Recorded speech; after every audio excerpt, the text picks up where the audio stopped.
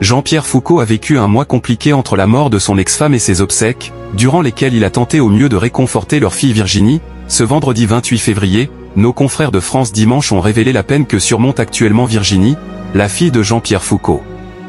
L'animatrice télé de 51 ans devenue productrice a dû faire face, le 15 février dernier, à la mort de sa mère, Marie-Josée Tramoni, qui se battait contre la maladie d'Alzheimer.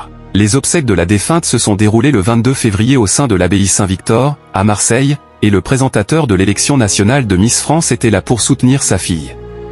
Pourtant, Jean-Pierre Foucault ne partageait plus la vie de la mère de Virginie depuis des années, mais il se devait d'être là pour lui rendre un dernier hommage. Pour rappel, il s'était marié en 1971, lorsque l'animateur avait 24 ans.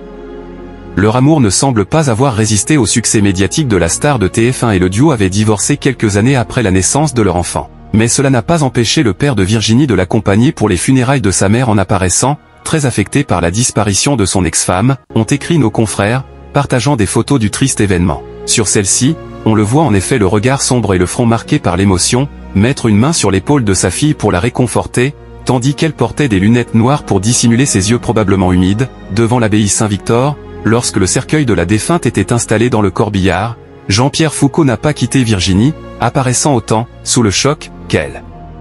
Ils auraient ensuite, notent nos confrères, échangé quelques mots avec le prêtre, ayant honoré la mémoire de Marie-Josée Tramoni pendant la cérémonie. L'ex-épouse du présentateur a choisi d'être incinérée et sa dernière volonté a été respectée.